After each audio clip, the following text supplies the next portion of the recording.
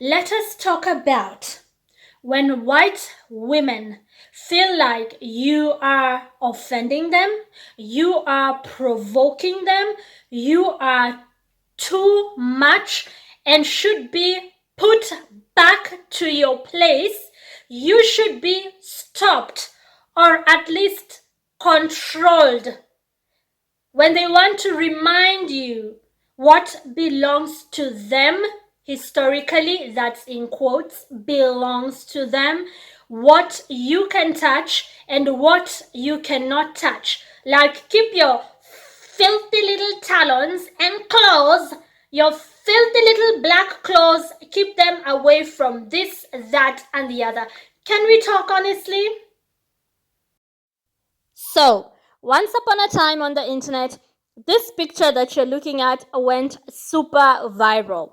Now, if you had looked at the thousands, if not tens of thousands of comments, you would have known how telling the comments were. Someone did a research and said the most vocal from those comments was white women. They felt a type of way. I have to admit that some of those comments were hilarious, especially from black people. Black people can be so funny. Like, I think we have some of the best comedians because people were typing things such as, "Hey, mommy, I feel so sad that Lil Wayne decided to retire. But don't worry, I rap too. Oh, where's my manners? My name's Gary, by the way." Like, the stereotype that white guys don't know how to approach a black woman and what to tell her. Even if they like her, they are very awkward about it. So there were some funny comments, some hilarious comments. I laughed. But somebody actually said that if you observed those comments, like I think it was a YouTuber or a TikToker, majority of the people who were just pissed, they were just ticked off by a picture of a random white guy who was swimming and decided to try and strike up a conversation with a black girl. He, from his body language, you can see he's interested, and she doesn't know what to say from from how they're just posing there. They didn't know the picture was being taken, and so people were like, this is white women for you. Like, you can see them in their element behind the safety of a keyboard. The things they cannot say in real life, they were saying those things under the comment section of this picture.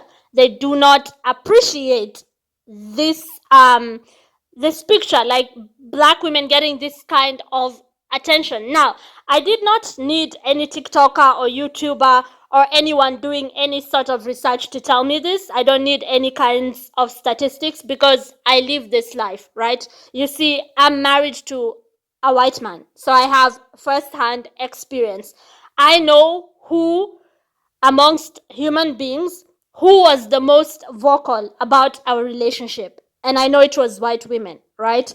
Which surprised me because a lot of white women are also married to black men in Kenya. I'm originally from Kenya. My man is an Austrian. There's a lot of white women in Kenya, especially from like the States, from Germany, from the UK. We are a former British colony. And we, for the most part, are never bothered by that. If you ask them, I've talked to white women who are married to black men. I mean, people don't care about that. Black men and white women are the ones who seem to care the most when a black woman is hit on by a white man. Our black men also seem to be offended for some reason. But somebody pointed out it's mostly white chicks who, have the most to say. They are the ones who get the most triggered to see, quote unquote, their men, white men, hit on anyone who is non-white. Like I said, I don't need any statistics for that because I live it. One of the people who was most disturbed when I got married to my man was a female in his family. She's not related to him by blood. She's also married into the family. And I remember I just kept thinking, why are you so concerned about him married a Kenyan when you have your own man, a relative of my husband? I'm not coming to take your man. I like mine. You have yours. I have mine. Like, fagia kwako. Like we say in Swahili, fagia kwako. Fagia kwako basically means sweep your house, stop bothering with my house, sweep your house. That's a little proverb we have in Swahili. Fagia kwako. So I remember just thinking, I kept my distance from her because in the end, I saw the hate and discrimination that this woman harbored in her heart, and I don't need that kind of toxicity. But that's the topic for today. If you dig into this and do just a little bit of research, you don't need to go very deep, Alice in Wonderland. You can just scratch the surface. You will see that I'm not the first one to highlight it. There's been a lot of people who've talked about this. So this lady asks, this black lady, are white women really that scared of black women? And I'm going to say yes. And this is my opinion as a white woman who is 53 years old and has lived in the South in Georgia in my entire life. But it's not being scared, but it's a fear. And it's not a physical fear, it is the mental fear. But I know I, and most women, white women have been told our entire lives, be quiet, know your place, be a good girl, don't rock the boat, don't be too much. And when you are any of those things, you are ostracized because you have rocked their boat. And that is what black women are. You rock our boat, our mental boat, because you challenge us to look at how we are deficient and not living in our truth, and it makes us uncomfortable. And people don't like to be uncomfortable. And it makes us start to question ourselves, and people don't like to question themselves. So I'll just pause right here and share a comment that a white woman once told me. We were at work. At that time, I was working one of my very first jobs in Austria. I took up a job at a small coffee shop in my city. And because I've mentioned in past videos, my husband and I have two places. One place is in a small alpine town in the Alpine region of Austria, and the second place is in a big city called Linz. So I took up a small job, a part-time job at a coffee shop near the house in the city. And one white woman told me, when I think about you, you don't speak the language, you're new here, it's your first time seeing snow, like it's the winter time, and yet you can do the exact same job that I'm doing. And she was deep in thought. She was like, you have the odds against you, that I don't know German, but somehow I'm serving coffee, I'm talking to the people with sign language and my broken German, I'm running around the coffee shop, I'm giving the correct change, I'm like just all over the place, giving it my best. I have to deal with cultural differences and the weather, new people, I have to deal with from time to time racism. And she was like, and you're performing exactly like me, who was born and raised here. She worked at the coffee shop. Really, really, really disturbed by this. So I think this is what the woman in this video is hinting at, like being forced to look at yourself and maybe some of your shortcomings. I guess that's what she's hinting at here. But let's continue watching. We would rather live in our little bubble of white supremacy and what we know and comfortableness. I know that's not a word. Than a lot of people would, white women would, rather than challenge themselves to grow and know more, because it's easy. Doing the work is hard. It's really hard. I've been doing the work the past several years, and it's hard. It is hard admitting some truths about yourself and some truths about yourself as a white woman.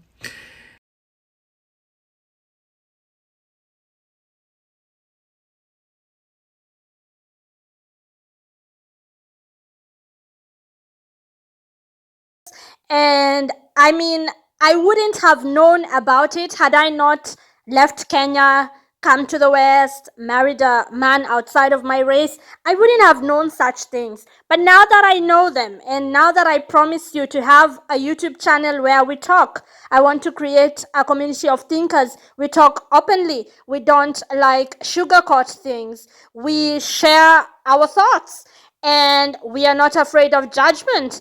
and we do it in a respectful manner. Now that I decided that that's the YouTube channel that I want to create a community of thinkers and philosophers and people who talk about things and provoke thought.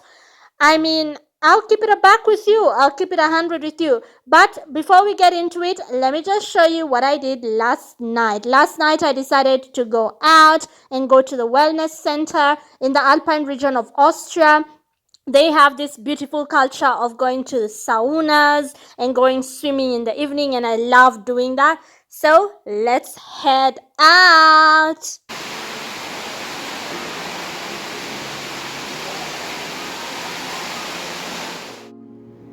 Ein Video ist das hier.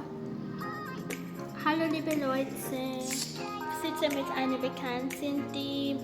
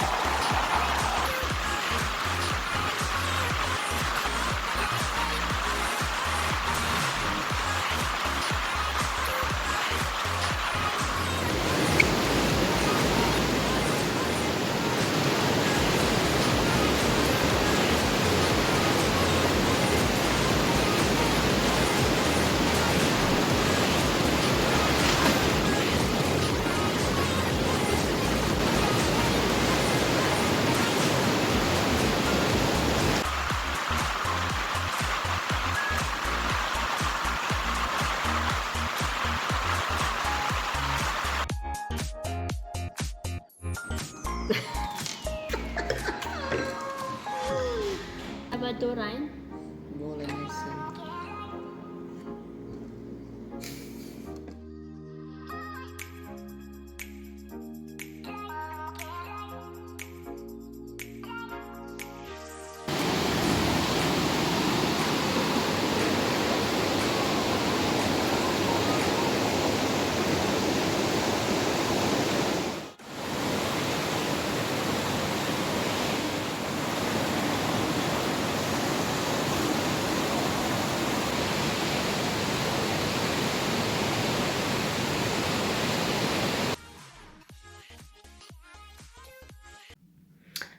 Hi, can we talk? Can we openly and sincerely talk? And there's something I vowed never to do on this channel. I vowed that on my new YouTube channel, speaking of which, if you haven't subscribed, please go on and subscribe, because that's the only way we will grow the channel together. I want it to be a channel where we can openly and sincerely talk, a channel for thinkers, philosophers. I can provoke your thoughts, you can provoke my thoughts, and we can try in our own little special way to make the world a better place, better than we found it, right? So can we talk? Because I vowed that on this channel, I will keep it 100. I will talk, I will not shy away from talking about race, for instance, or those topics that make people uncomfortable. I just decided, you know what? It's not something that we can hide and it'll somehow poof and disappear. It's something that we have to confront at some point. I am a woman, a Kenyan, living in a predominantly white nation, that is Austria. Obviously, not everybody is okay with that. Obviously, there are certain experiences that I have out here that tell me that there are people who have a problem with others who don't look like them. Same way, there are people who don't care. They don't mind that you look different. They will take you as an individual, right? They will not judge you as like Kenyans are like this, or like black people are like, they will take everyone as an individual. But unfortunately, there are those who will stereotype you and who will feel a type of way about you living in their country. That is just a fact. same way, someone who does not look like me, maybe they're white, maybe they are of mixed race, or they are Asian, living in Kenya, they will have experiences, about how they get treated differently in Kenya. I know for a fact that in my country we give foreigners special treatment because we assume and a lot of Kenyans have complained about that. We assume that mzungu is Swahili for a white person, will have more money, they will tip higher than the locals, and so we go out of our way to please them, kiss their behinds. And in restaurants, I've had that complaint so many times that all waiters and waitresses and just service staff will rush to the table with the Indians or the white people or the Arabs, assuming that they probably have more money than the locals.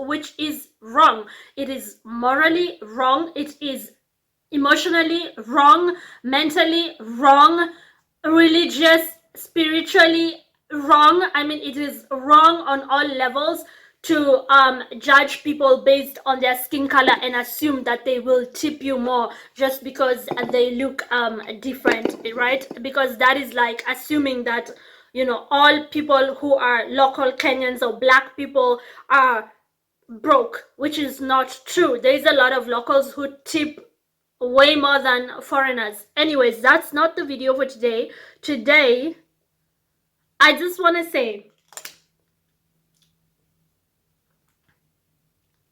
I just noticed that this is not the lipstick that I was going for today. It almost looks like the one I was going for today, but I have to get the other one. Anyways, today I just wanted to share with you a story of something that happened to me right here in the mountains of Austria. This beautiful alpine region of Austria also has its ugly elements in the form of bad character from certain bad seeds. So I was out, we went out to the club, and again, it's predominantly white. I think from what I read, Austria has less than 5% black people, and a lot of them are in the big city, Vienna. I don't live in Vienna, never have, and so it's very rare that you see someone who looks like you. It's not like other European countries where, like France, there's a lot of foreigners, black people, brown people. So white people in France are used to seeing people of all nationalities and backgrounds. So Austria is different like that. It's a small country that is quiet, conservative, mountains, yeah, very beautiful, I have to say. But when it comes to them being exposed, a lot of them have not even left their country, let alone the European continent. If they go for Urlaub, which is German for holiday, outside of their country, it is next door Italy, and that's it. They fly back home. So that exposure to people of a different culture, so you just have to sometimes understand where the person is coming from, their mentality, how they are viewing the world. And once you sort of kind of step into their shoes, it starts to make sense. It's like a village person who's never left the village. They need time, right? Everything is just too much for them. So I went out to the club, and I went out with one of my good friends, and while we were out there, we sat at a table, and some guys came and joined that table because it was just really crowded, and so they politely asked us if they could sit with us, and we gladly said yes, because why not? There's 6 seats and there's only the 2 of us.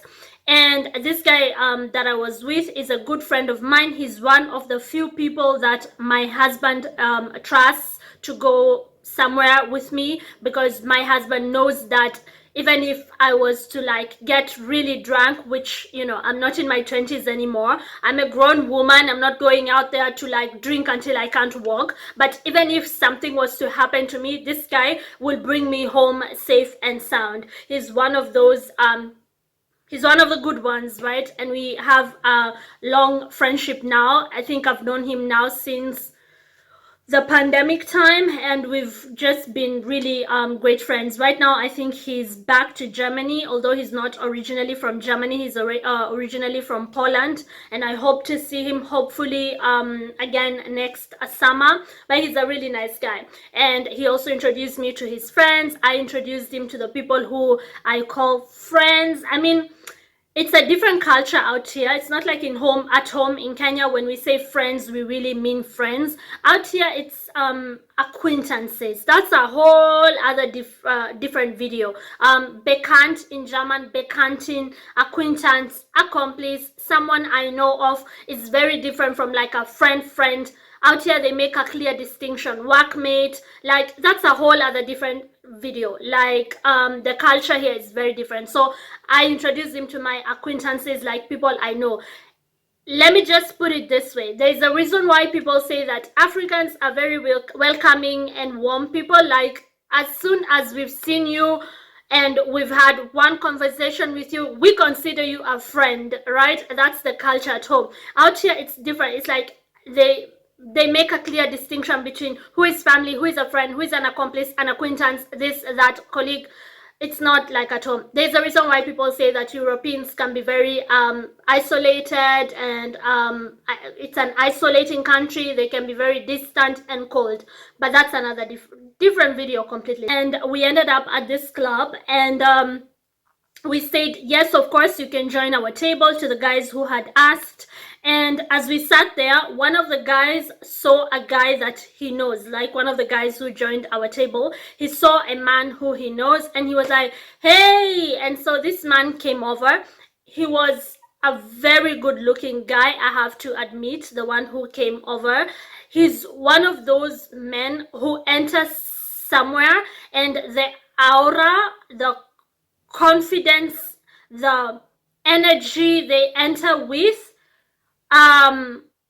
is magnetic. Everybody turns to look. It's like not only good looking, but just like, you know, a high value man, you will just know them from like how they dress, how they talk, how they walk, how they greet people. So he saw this very magnetic guy, and he said hi, and so everyone, you know, you're just seated at the club and everyone is standing to see, you know, where the good looking guy is going to go. So he comes over to our table to say hi to these strangers who had just joined our table, and he ends up also saying hi to me and my friend, even though we were not with them. But his magnetism, his charisma, there are people who just have that it factor. His charisma, immediately he pulled up a chair to join the table. Everybody was now united. Like, even though the two of us were not with these strangers who had joined our table, when this guy sat there, we were all together. Like, we were now all sort of like hanging out, even though we don't know one another. They were just on our table. Like, all of a sudden, we were all friendly towards one another. He did that. He brought that energy there. He was like, oh, hi. And his friends told him, oh, they let us sit at their table. And he was like, oh, how very nice of you guys. Hi, my name's, and he just, you know, introduced himself. And he introduced his friends, now the strangers who had joined the table. And he was like, and he's this, and that's this, blah, blah, blah, blah. Just introduced us all, and all of a sudden we were like, cheers, in German, of course, prost, prost, prost, prost, like clink, clink, clink, glasses were you know, up in the air. And there's people who can do that. They have that thing of like bringing a spark to a place. Like, he had that in him. So he was just a middle-aged white guy. I am highlighting his age and his race because it plays a role in this story. And he was very good looking, like I mentioned, and carried himself in a very good way. So his friends, after the first drink, the second drink, people feel like dancing, so his friends were just like bopping their heads, and I stood up and I started dancing. And then this charismatic guy, he also joined me. He came like close to me, not too close, but in a respectful way, like just close, and I was dancing and he was dancing right next to me, and we were just hitting the dance floor a little bit, not too much, not doing much. And then we started laughing, and we sat, and he ordered shots for everyone. He's that kind of a person. There are people who just bring a vibe. So he was like, shots for everyone, shots for me, and we took shots. Now, some two ladies had entered the club not very long ago, and so when they entered, they sat somewhere behind me. They assumed we were all together, even though it was just me and my friend, and these strangers had joined our table. But they don't know this. They just entered and saw a table of friends having fun. So they I could feel them staring. I don't know how to explain that, but like from the corner of my eye, I could feel these two ladies who are alone there staring. I thought of asking them to join our table because they looked like they were bored. Like, those people who have a drink in their hand, you guys are having so much fun, and they look like they have no man to hang out with, like two girls who are probably looking for company. And they were obviously not lesbians. They were not giving that vibe. They were obviously single girls waiting for guys to talk to them. Like, I felt like, okay, so I'm the only chick on this table of like 6-7 guys. They can always take two guys, I don't mind.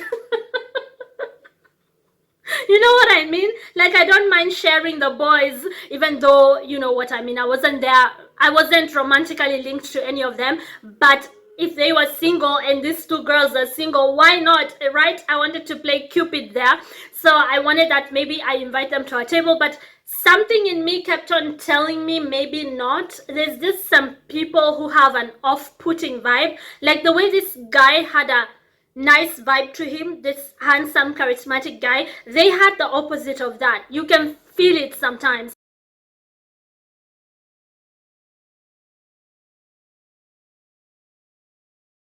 Especially when they walked to go to the washroom, to the bathroom, you could see how they kept on like giving our table a dirty look. Why? Because we are happy and having shots and laughing, laughing out loud and dancing, and you guys are bored over there. So let me cheer you up by inviting you over. But then I didn't want to, because why are they giving us dirty looks, right? There was just a bad vibe, and it was one of those women who look like this. You know how like in this Instagram era, there are some women who just look like that. Like it's like a copy paste, copy paste, copy paste. You see them everywhere in Europe. They look like that. They have the same lips, they have the same makeup, they have the same, I think they have the same doctor when it comes to like Botox and Brazilian butt lift. They all have the same doctor, because it's like a knockoff Kim Kardashian. And I don't say that as shade. It just, there's a lot of women in Europe in this day and age who look the same. And nowadays, I appreciate a simple looking woman who hasn't gone through all that process. Like nowadays, I have grown to appreciate this, and maybe if you must have makeup, this, right? Because it's so rare to see anymore. But who am I to judge?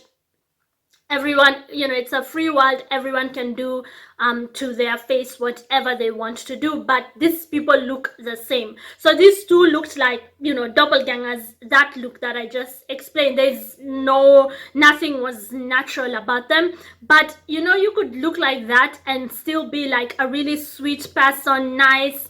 And why not? I would hang out with you, because maybe you got surgery because you just didn't feel like you looked good. Who am I to judge you? If it makes you feel good, and I don't know, right? But this were giving just a very bad energy was coming from here, from the side of my head. I could feel it. Okay, After some time, this guy, this charismatic guy, leans over to the table. He pretends to, like, because the music is loud, he pretends to, like, want to tell me something. And then he tells me, don't look, but I want to say something. He wanted to say something to everybody. The two girls behind you, they are trying to signal me to go over there. The shadiness of doing that. So they were signaling him in a way to, like, go over there. It's like, the reason why I say it's shady, it's because he's the most good looking guy at the table. They don't know if he's with me, because when I stood up I kept on dancing with him, and of course we were not flirting or anything, we were just friendly. And these other guys at the table, they can just walk over, right, and be like, hi, we're so bored, can we join your table? Instead, every time I got back from the dance floor, every time I got back from dancing with him, they would wink at him and signal him to go over there.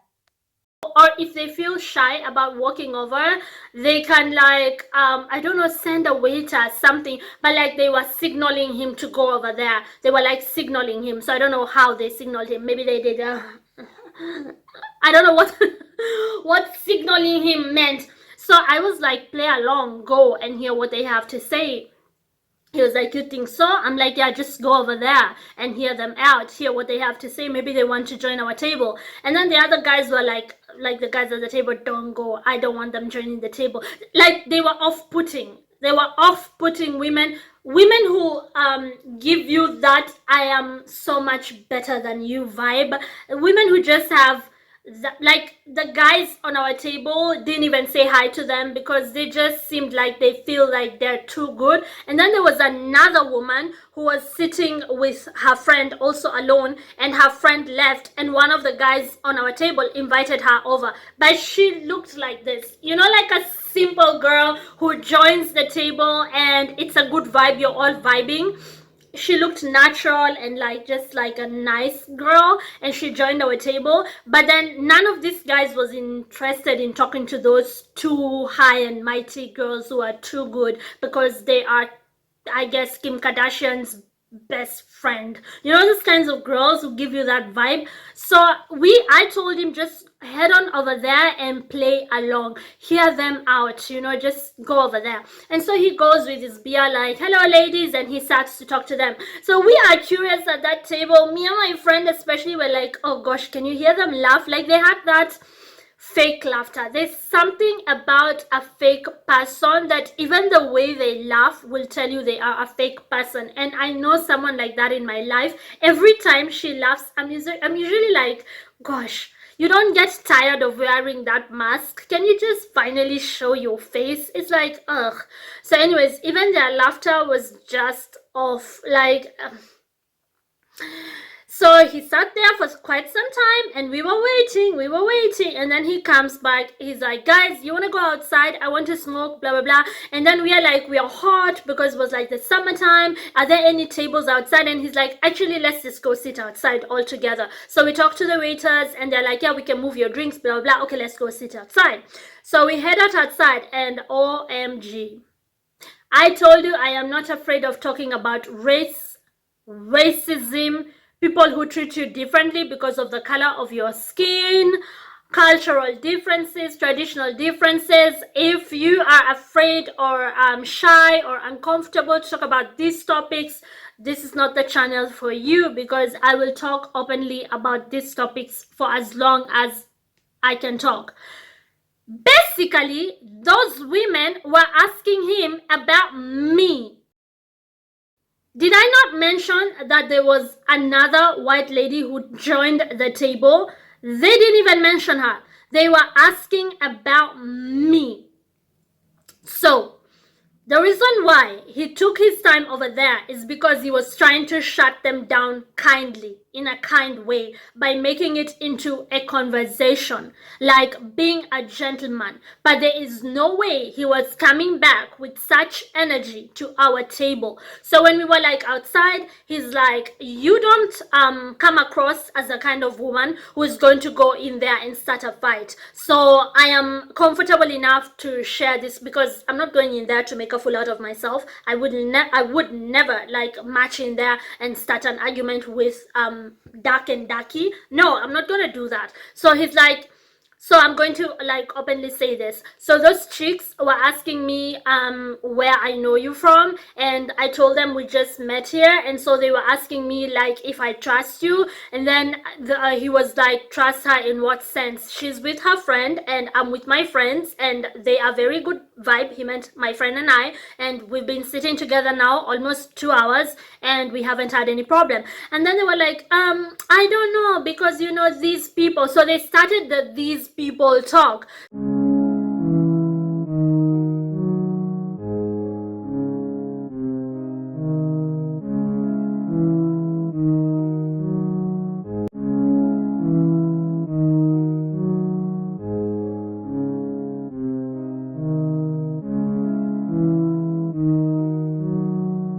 So it goes back to the beginning of this video when I mentioned that over time you noticed that white women, of course not all of them, but it's mostly them who get bothered about a white guy appreciating a black woman, or like loving on a black woman, admiring a black woman, especially if it's a good looking white guy, if it's a high value white guy.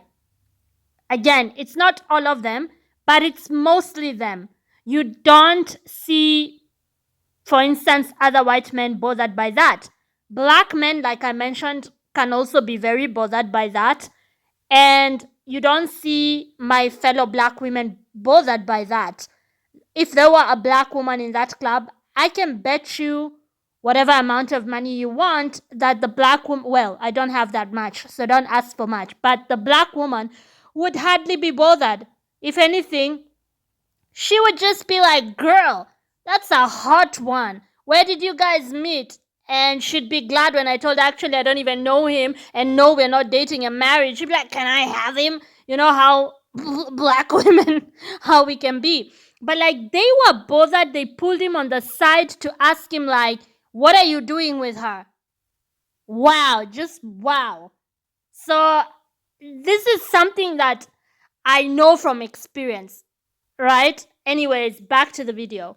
So like, he took them on, right? He's not just cute, he's smart too. So he took them on. He wanted them to explain to him like what exactly I had done. Like, I haven't talked to them, I haven't even looked their way, because guys, I just kept on seeing them from the like the corner of my eye. But every time they passed in front of us, they gave us a look.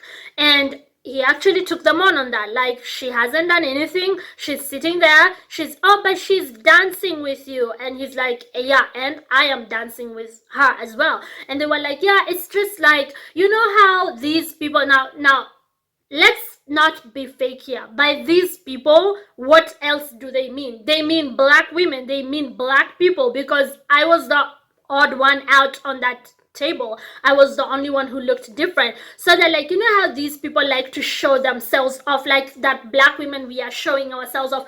I am dancing, okay? They made it seem like I was showing off, I was bragging, I thought I was better than everybody else. Like, girls, I am living rent-free in your heads when you barely even know me. You don't even know my name. You just walked into the club and started judging me.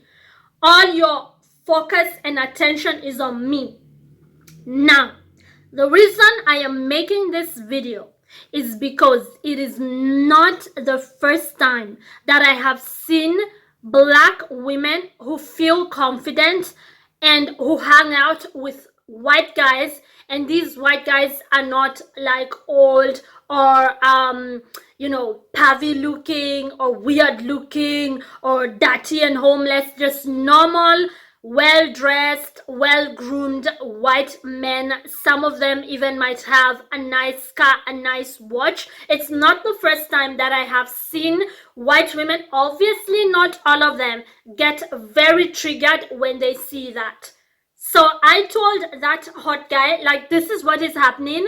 I am triggering every part of them, like their whole being, by not being the stereotype. You have to understand where they are coming from, how they are thinking. You should be black, ugly, poor, low self-esteem, no money, like, broke and complaining, not happy and dancing and skipping around in the middle of Europe. This is not the stereotype that they grew up with. You should be inferior to me as a white woman. You thinking that we are equals is disturbing my mind. I am not okay with it.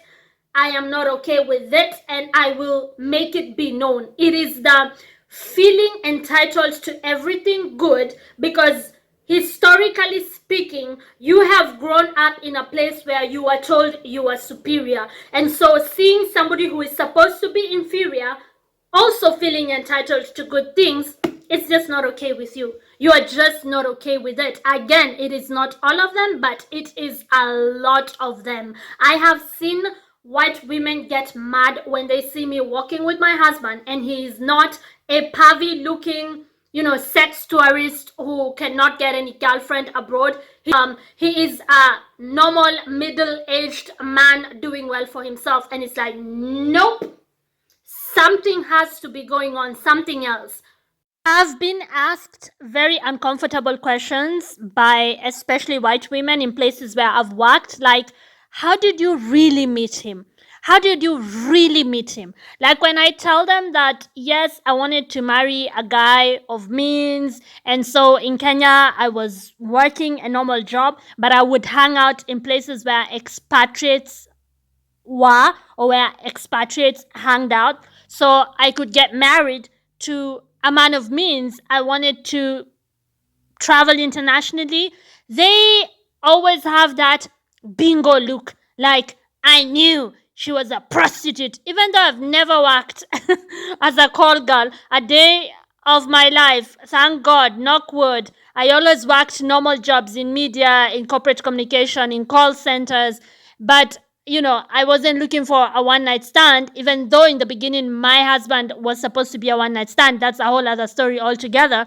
But we ended up married because I was eventually looking to get married legally and have a normal life. So you see that bingo look on their face, or they will press you on, what does he do for a living? And the minute I mentioned that my husband is in finance, bingo, she is a gold digger. Which I am, don't get me wrong, but but still, that's not the first thing that attracted me to him, right? I also love him. I also wanted to have a real relationship with a guy, right?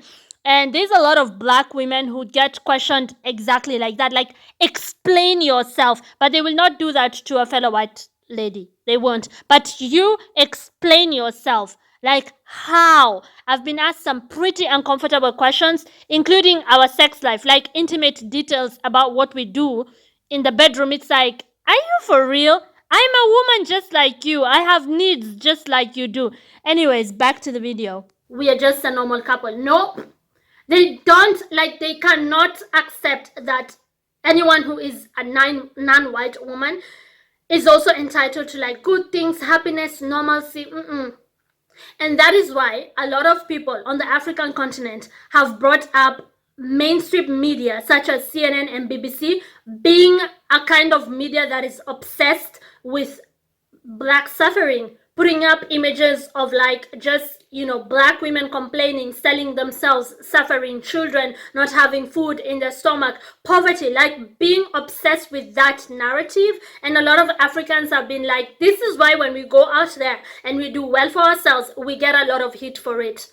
So I am talking about a phenomenon here, something that I'm not the only one who's noticed it. So I told this hot white guy who was on our table, I told him what's going on, and he was like, you don't need to tell me that. I knew it. I knew, like, when they were talking to me, I knew that they are disturbed by the fact that you and I are just interacting freely. We are laughing, we're having a good time, but they are like the woman who should have that. Not like, thank God there is white people out there who get it. Like, they know what's going on and they will call it out. Now, because he was obviously a gentleman, he didn't blast them or tell them off. He was just kind about it. He was just like playing along to their nonsense and going like, yeah, but you have to admit that you know, she's here, she hasn't broken any laws, she's having a good time, just like when I, like, he had to talk to them like the way you can tell a child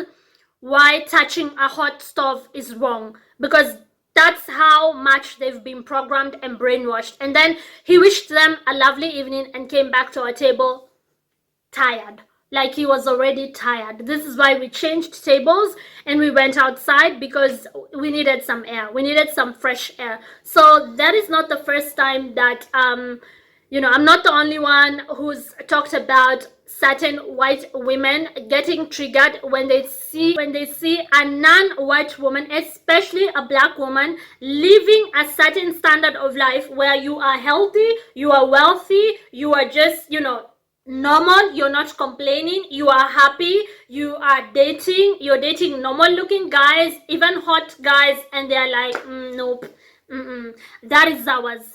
You know, a nice house, a nice car, a nice lifestyle, a good looking guy, a guy with money, that's ours. You should normally get the things we don't want, the things that we throw away. You should get that. The men who cannot get a woman out here in the West, they should come to your countries as sex tourists. You should get them. But if you're coming out there with a guy who goes to the gym and works at the bank, it's like, why? Why though? Why? Programming, brainwashing. It does that to the human brain. So I wish them peace, I wish them love, I wish them light. But ladies, maybe that's why you're sitting in the corner at the club alone, because you are just giving off that vibe of hate. Don't hate, don't hate, appreciate, embrace love, embrace kindness. Stop judging people based on the color of their skin. This is why I keep on saying it's not all of them, but you would be surprised that it is a lot of them. Even the ones who will not say it, they will show it.